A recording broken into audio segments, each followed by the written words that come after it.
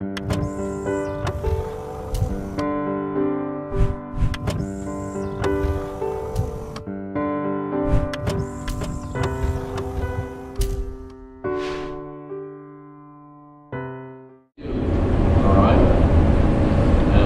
been prepping for this for, what, about two, 3 months?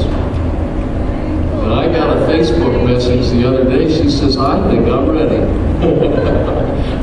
Now understand, you remember some of the videos that we showed about the Creation Museum with Ken Ham, some of the different ministry that went on, and breaking down basically what it is there's a ministry that is trying to bring truth into the misconception of what people have swallowed the lie of evolution. And Carissa has been highly educated in the world system, but totally opposes what they're teaching. So she's going to be an anointed woman of God that goes into a structure and tells people the truth instead of the deception of the enemy. And I thought there's probably no better person amongst us that could really be able to just share her point of view, because she knows what the world's hearing. You understand me? She's probably read all the books and been in most of the classes. She's getting ready to graduate.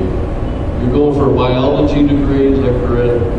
So I want to encourage you guys. We don't have tables here, so you guys from Salt Church here are used to that. You guys from way down south there where it's warm by the lake, all right, you're probably not used to not having a table, but I encourage you to use your lap. But I will encourage you guys to move up here. You know, don't sit back here in the back 40 unless you have to. I mean, I realize if you're going to teach or something you need to prepare, that's quite all right.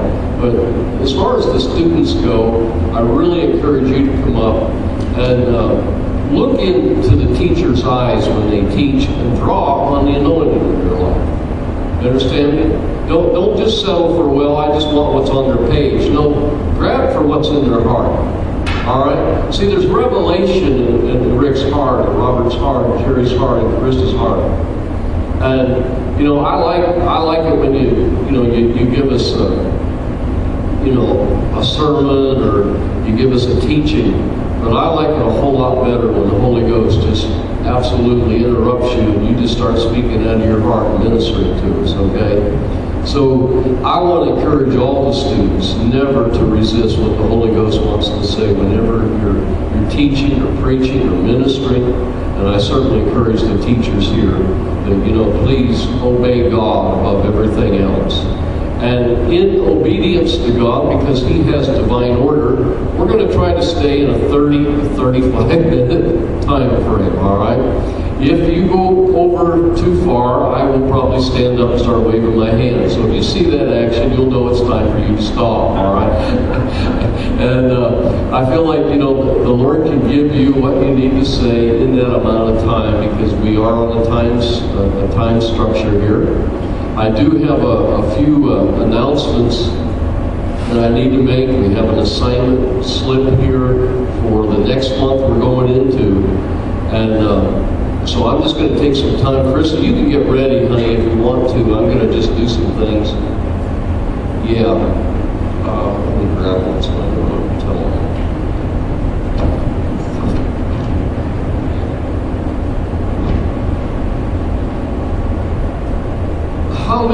How many students already received this book that I handed out here the last time I was here? Okay. Now, this is students only, okay? Students only. If you're a guest here or if you're a teacher, too bad. All right? I'm so sorry. All right. So the students that did not get one of these, will you please stand up?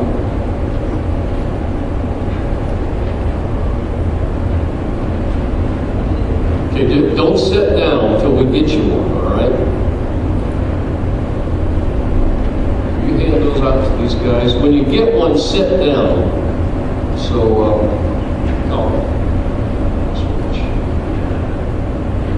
These are part of your workbook. They're kind of extra. It's really going along with the what I've already taught up here, but I'll be teaching it in Connie Lake. Probably be the last course in the session. But this is one of those books that I want you to put in your library. I will encourage you to read it at least once a year. You're not really going to be graded on it. You're not going to be tested on it other than in life.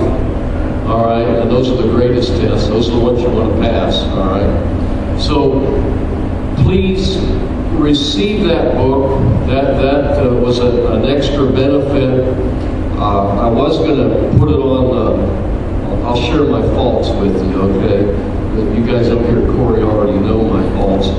But I was going to download that through a program of Dropbox. And between my wife and the Holy Ghost, I got convicted.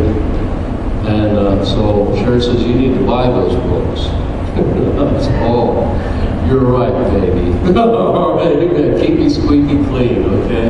So we were going to just, utilize the services that you can do. It's kind of called pirating, all right? Now, I know none of you folks do that kind of stuff.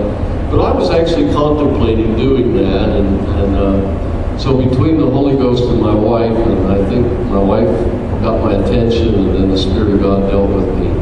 So that's why you physically have a copy of that book. But the cool thing is, we got blessed with it, all right, is that book has extra that if you have an old copy like I did, there's extra chapters in that since Brother Hagin has passed on. So if I have any left, I will make certain the teachers get them, all right? Some of you guys might already have them in your libraries, I'm not certain. But if you don't have one and you're a student, please come. If you didn't get one here, or if you know of a student that isn't here that didn't get one, I want to make certain they get them. So when I know they all have them, I will hand them out to the teachers as well, okay? So the other thing is, you have been given one of these assignments. Does everybody have those? Students? You don't have one?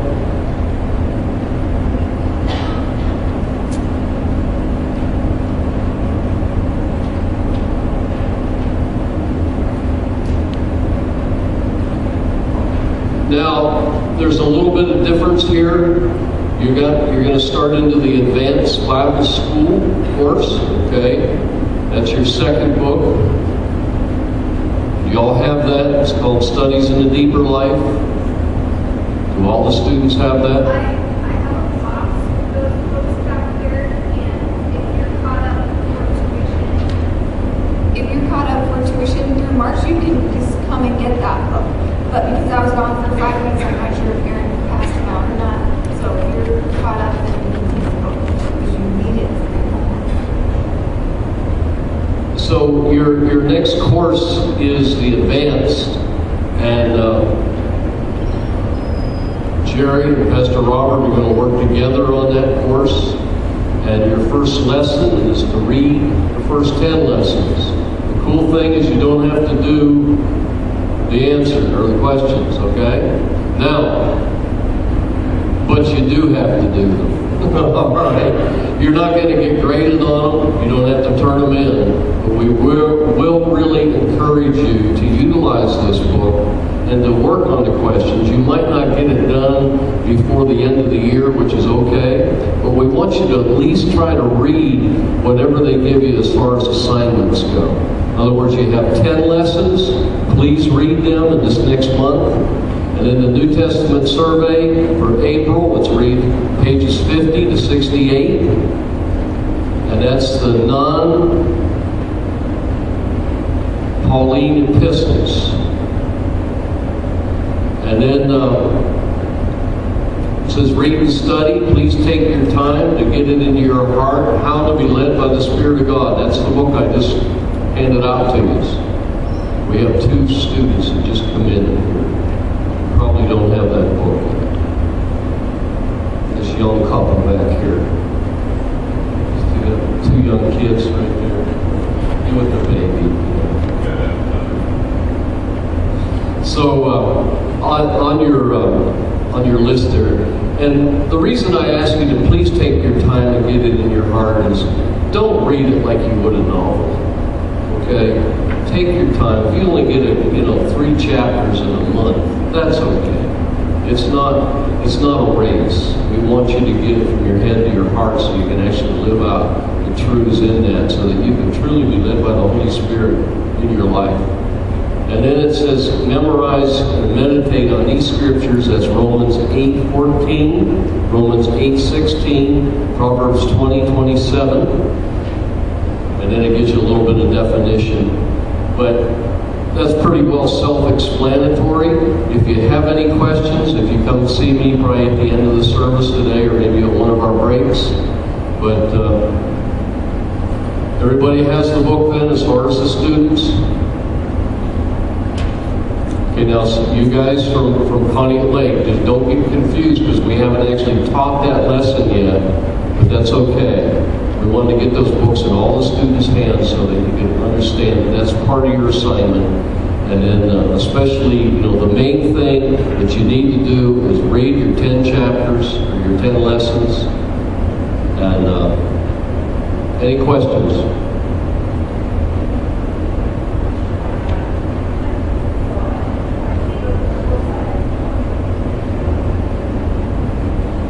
You know what? If you do, it's probably older than this. Okay. What Megan has them back there? Studies in the Deeper Life? Okay. Any other questions? There's a sign up in the back for the graduation celebration on Saturday, June 7th. So if you know you're going to come and we want to know how many people you want to have come, your family, friends, there's going to be food and we just want to be able to prepare for that. It's a couple months off, but it'll be here before we know it. So if you know that you're able to come, we would love to honor and celebrate that day. So. Did you hear her? Did she talk loud enough? Did you hear her? Okay, great.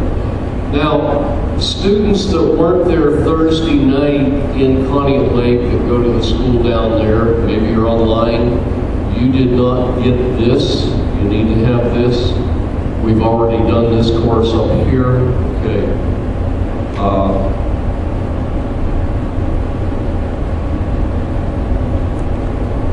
This goes with the course on prayer.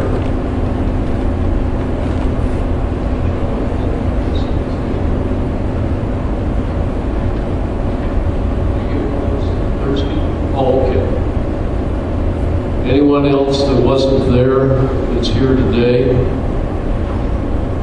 All righty.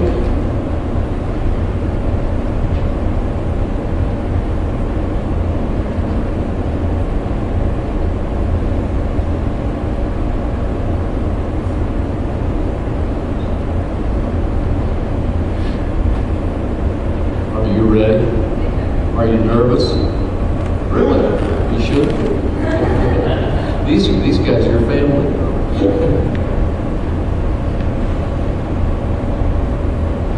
All right, how's everybody doing today? I'm bright and early on a Saturday morning. I'm in college, so that's a little harder for me than for some people. Like Pastor Bob said, my name is Carissa Kretz. I am a biology major at Sunbury Rock University. I'll be graduating this May. Yes, that's weird. With a degree in biology. And today, Pastor Bob wanted me to talk to you about the origin of the earth and specifically about science, which supports the idea of a young earth, of a literal interpretation of the Genesis account. In general, there are 3 points of view on the Genesis account. You have, first of all, people who don't believe in God, have therefore no reason to believe in the Genesis account, and therefore do not believe in the Genesis account. They hear the scientific evidence from the secular world about evolution and accept it. Makes sense.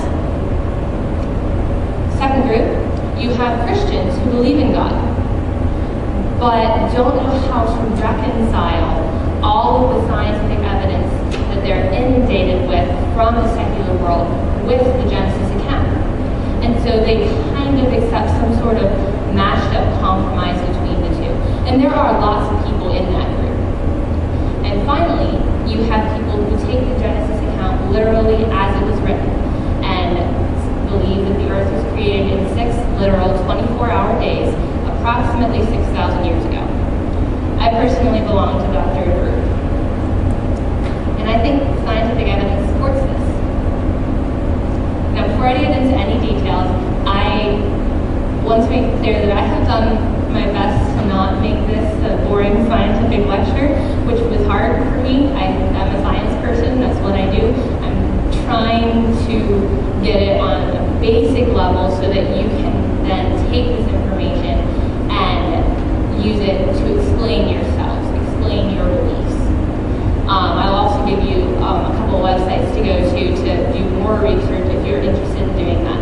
I encourage you to do more research, but I know not everybody likes science as much as me. So I think it is important to have a basic understanding of issues like this because it is such a big thing in our society right now. So, that being said, I have a little background to give you, and then we'll get into the science bit. A little over a year ago, I was, to be honest, struggling with the idea of evolution. I was a biology major. I am a biology major at a secular college. I hear about it all the time. Even in my non-science classes, I had an education professor just talking about it. It's presented as fact. It appears to have a lot of evidence. And the way it is presented in my scientist's mind, it makes sense. But I'm a Christian. I believe in God.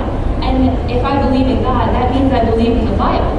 And if I believe in the Bible, what do I do with the Genesis account and all of this evidence for evolution that I see?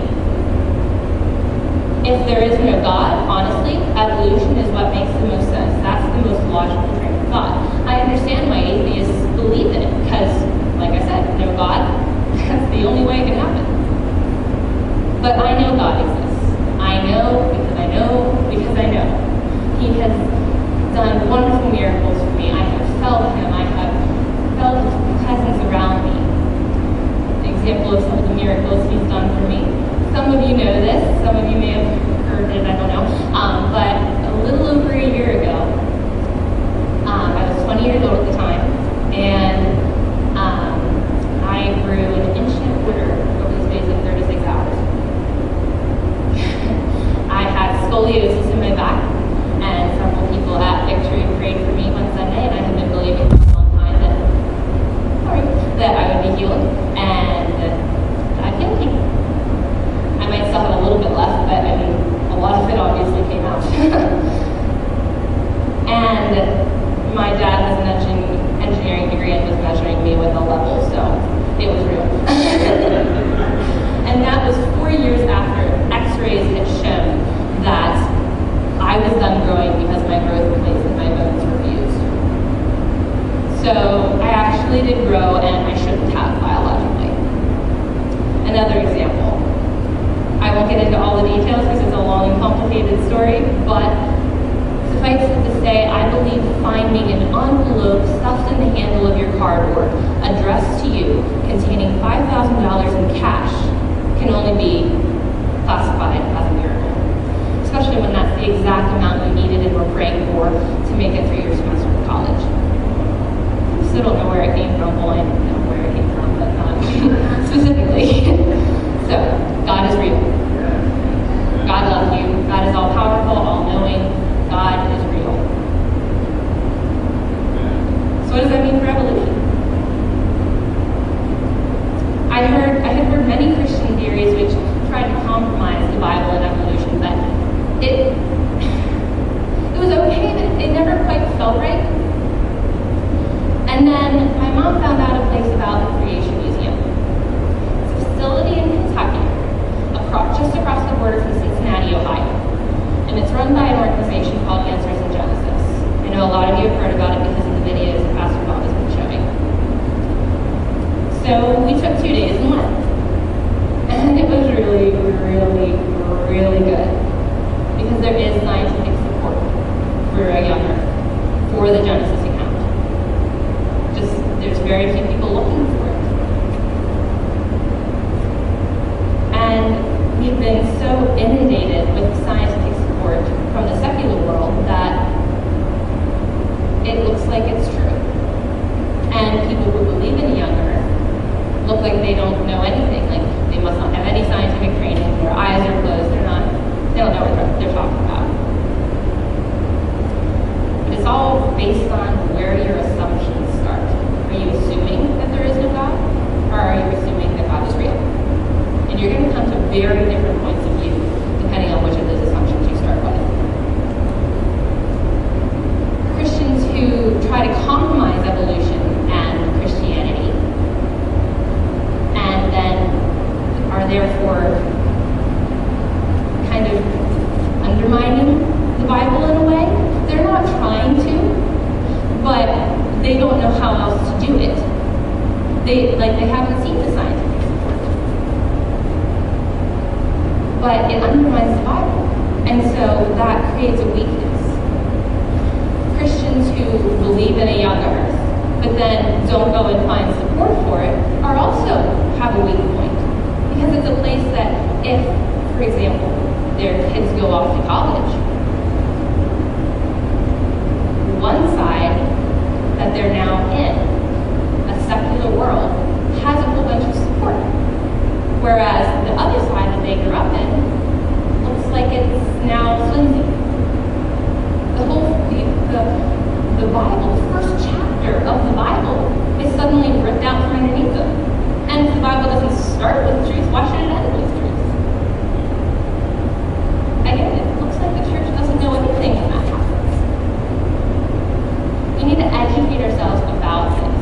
Matthew 10:16 says, in Matthew 10:16, Jesus says, I am sending you out like sheep among wolves.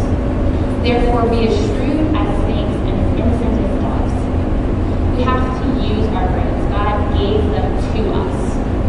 I'm not saying that everybody should go out and get a science degree. I mean, I think science is cool, but I know a lot of people hate it a lot. That's okay. It's not everybody's field. My brother's a music maker. He's smarter than me. But you have to have evidence. You have to have support for what you believe. When you are supporting a politician, you have reasons why you support him. And you have reasons why you believe in God. So you should have reasons why you believe in the authority of the Bible, in the truth of the Bible. So, now we're going to move to the science part. And to start off, and don't freak out, I'm going to give you a basic overview of the theory of evolution so that you know what you're arguing against. It's important to understand what the other side is saying so that you can effectively argue against it, knowing your enemy, that kind of thing. So, just some basic definitions of terms and sort of thing.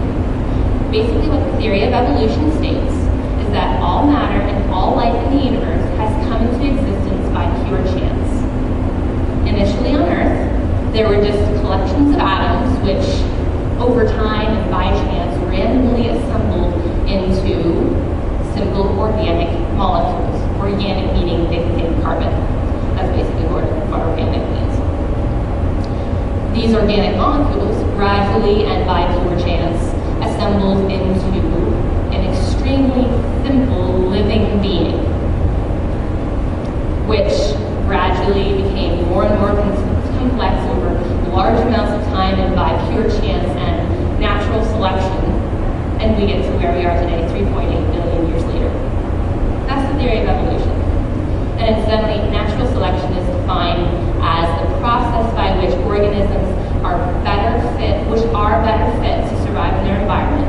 So for example, this organism is more fit than this second organism. Since this organism is more fit, it's going to be more likely to survive. More likely to survive means more likely to reproduce and pass on its genetic material. That's the concept of natural selection. But that's a whole lot of chance, a whole lot of randomness. And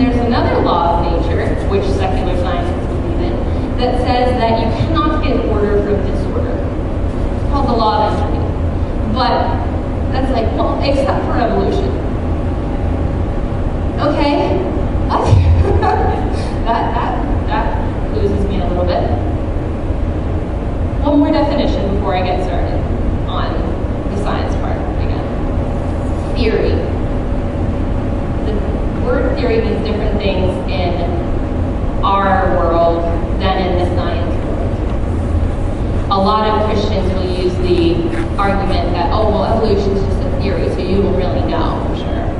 But to a scientist, theory is as close as you can get to fact.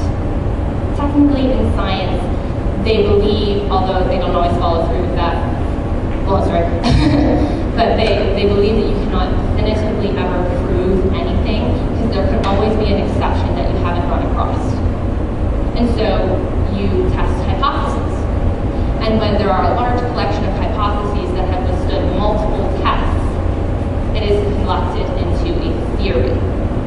And that is considered, okay, so we're pretty sure that this is what's going on. But we can't say definitively ever. So that's what a theory is. So when Christians say, well, it's just a theory, I understand what you're saying. However, that doesn't quite jive because of the difference in definition. So not the best argument to use in my opinion.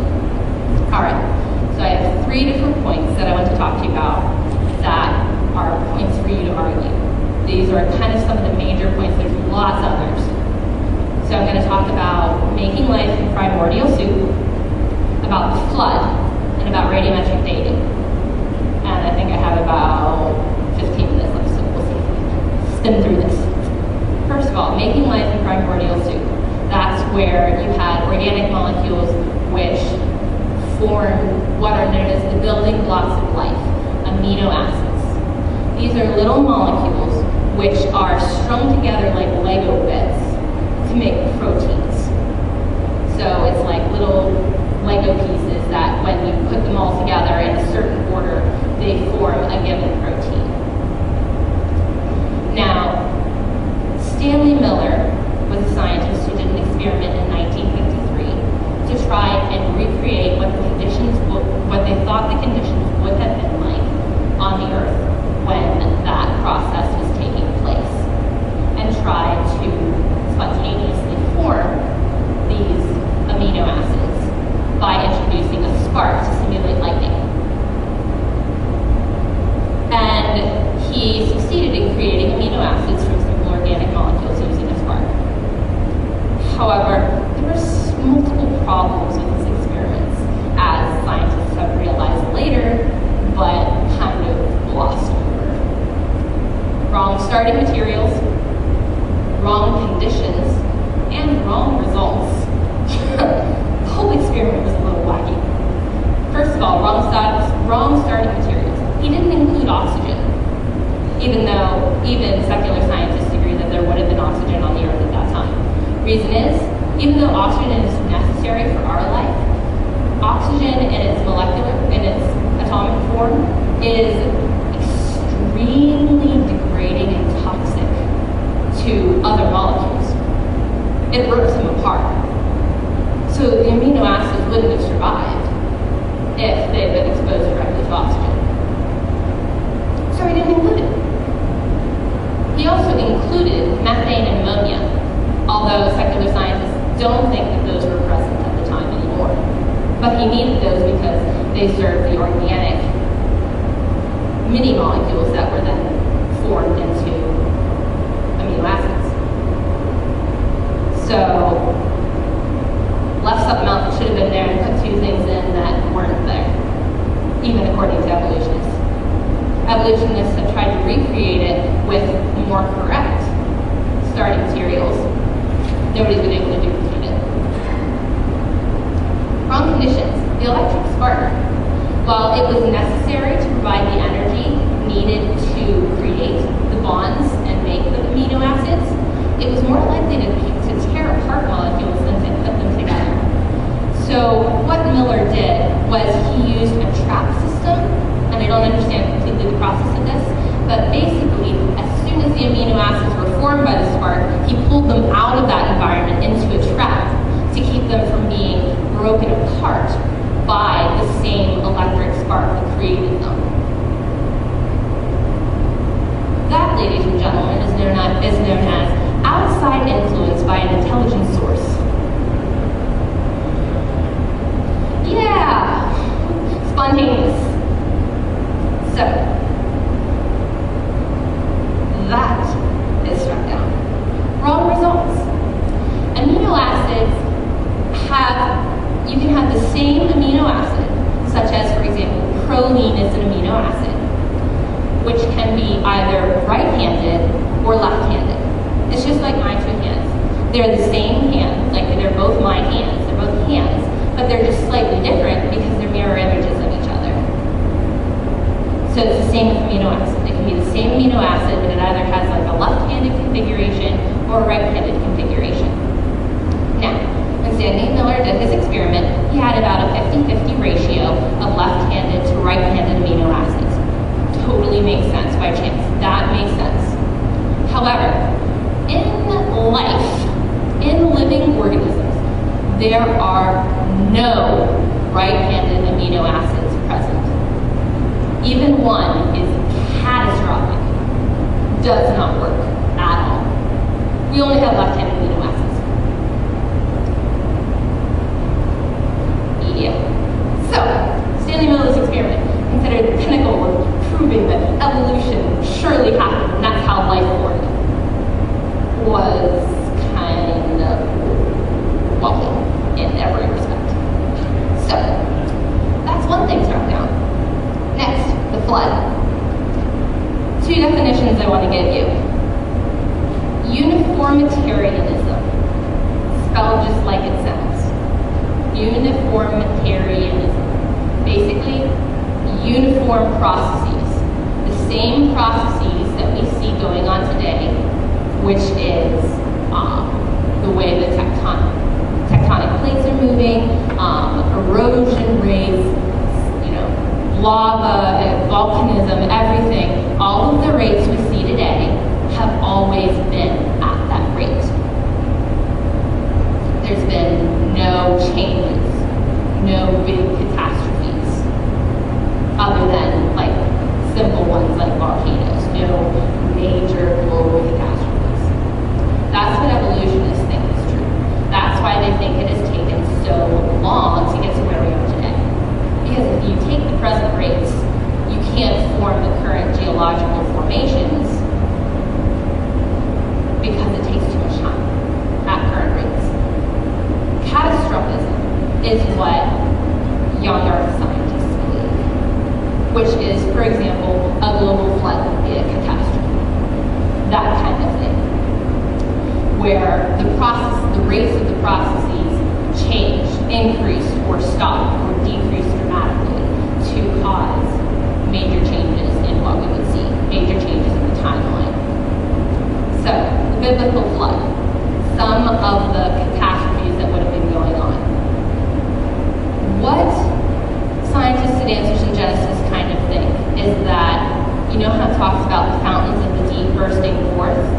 They believe that there are large amounts of water stored underneath the Earth's crust, which recently secular scientists have found evidence of. I was really excited. I won't go into all of that, but I love it when I find science articles and I have to that makes sense. Anyway, that was forced out of the middle of the Earth by God. Shoots up through the Earth's crust and forces everything apart. Water has a lot of force. Floods can do major damage. Hurricanes can do major damage. Imagine massive oceans worth of water all of a sudden bursting out of the center of the Earth. Things are going to move, namely the Earth's crust, namely the tectonic plates, which are what the continents are, that are floating on top of the semi-solid and liquid portions in the middle of the Earth. Those are going to move, and they're going to move fast. They're going to bump into other plates. When a less dense plate hits a more dense plate, the plate that is more dense is going to go under. something's got to give. It's going to go under, it's going to start getting melted in the hotter mantle is what it's called, is the next layer. As it goes under and gets melted, if it's being pushed at a fast rate, it starts to get cooled faster and faster and faster and faster and faster. So basically you have massive recycling of large amounts of the Earth's crust, because that same amount has to go somewhere, so it comes back up somewhere else. Large amounts of molten rock spewing out of the Earth's crust. That's probably going to cause a lot of steam, which is going to go up into the atmosphere, condense, come back down as the most massive rainstorm ever conceived. 40 days and 40 nights, sounds about right.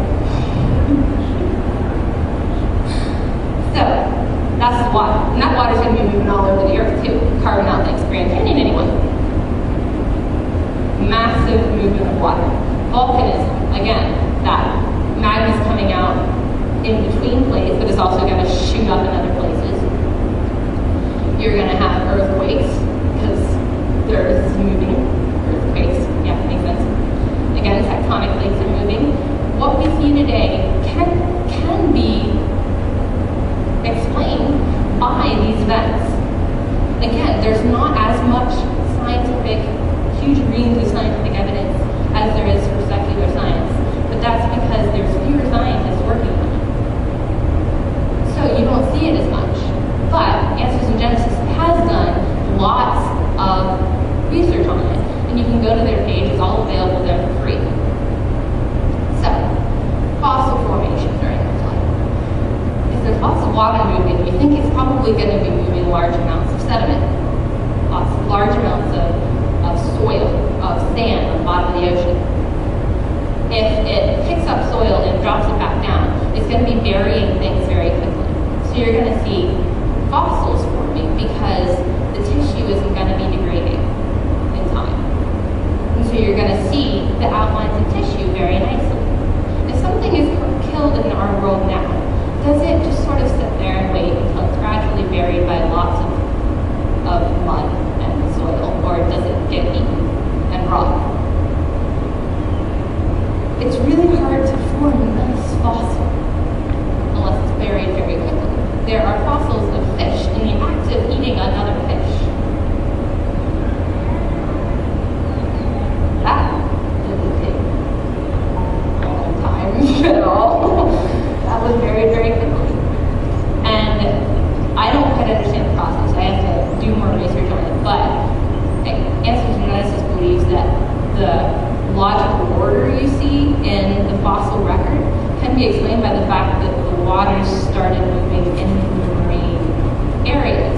And so they're going to bury things that are living on the bottom of the ocean floor first, simple marine water-dwelling organisms, and gradually, things that are higher on the food chain. Vertebrates, which are things with internal spines like we have, so you're talking dolphins, you're talking, mammals, you're talking all that sort of thing, reptiles. Are they going to stand there and gawk while the water's moving at them, or are they going to hightail that out there, look for high ground? And so you don't see as many vertebrate fossils because they're running. So that's explained why we don't see as many of those. They're going to be more likely to get swept into the water after all the sediment has been deposited and just drown and then degrade in the water. So that's the flood. There is evidence for that's how we get to where we are today. Scientific evidence. And finally, radiometric dating. This isn't exactly a biology topic, but it's such a big topic today. It's one of the big evidences used for evolution and for an old Earth that I wanted to talk about a little bit. What exactly it is estimating the ages of rocks by measuring the amount of decay in different radioactive atoms in the rock. Okay. Radioactive atom. You have, for example, uranium. A uranium atom, any atom, is defined by having a certain number of protons, which are particles, in its nucleus. So it has a dense center, which contains protons and neutrons. And the number of protons defines what that atom is. For example, gold has a certain number of protons, whereas silver has a different number of protons.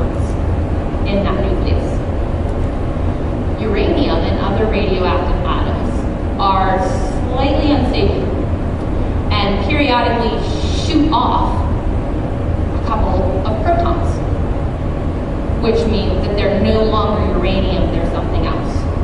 Uranium will ultimately degrade into lead, which is another element, over time. And that's today, it happens over a certain period of time, which is measurable. There are assumptions, however, in radiometric dating. 3 assumptions. First, the initial conditions of the rock are accurately known. So you know what was going on with the rock when it was formed. There has been no outside influence on the parent, which is the first atom, such as uranium, or the daughter atom, which would be, for example, lead. And there's other pairs that are used other than uranium and lead. Third, the decay rate, or half-life as it is called, the rate by which it goes from uranium into lead, has remained constant at all times. Again, that's uniformitarianism.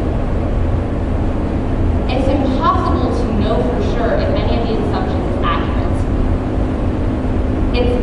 Your assumption on whether or not those are the case are going to differ, again, whether you believe in a young earth, in God, in the Genesis account, or in an old earth, no God, millions and millions of years.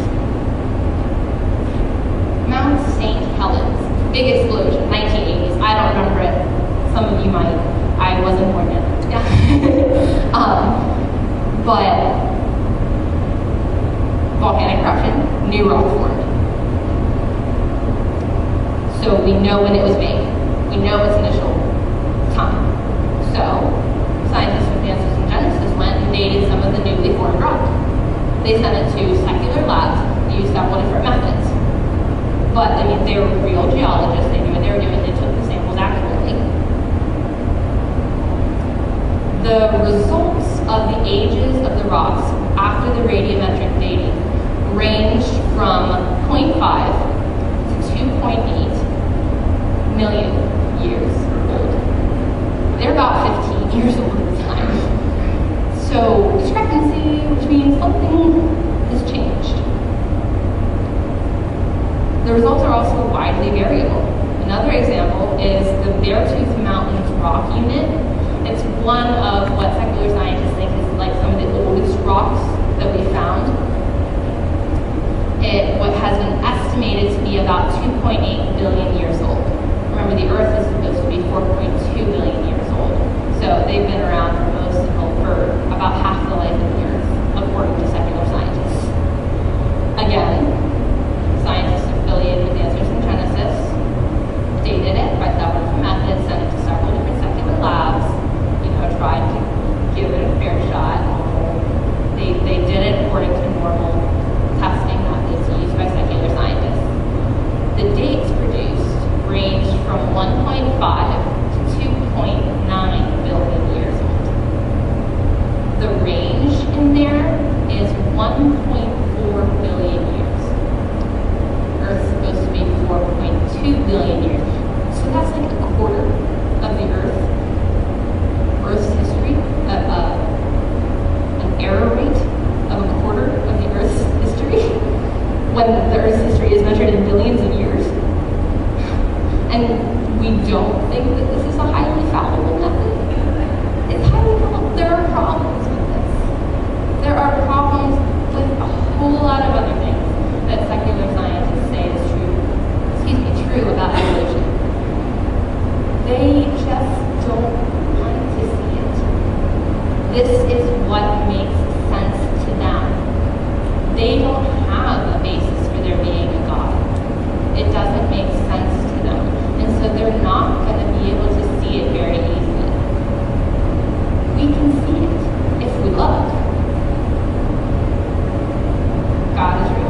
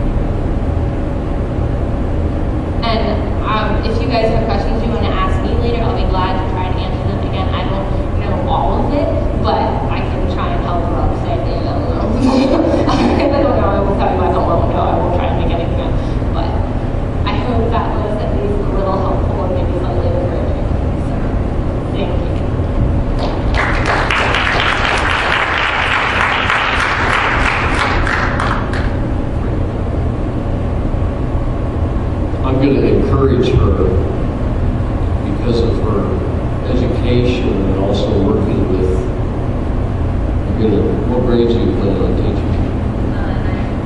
All right. Is to start working on a book, a mini book, small, where you can hand it up to people who actually go to church and don't have a clue what you're talking about, all right? And then put it in layman's terms or in the simplicity of it, but coming from your perspective, because I really believe that in your lifetime that you're going to be challenged. You already have been.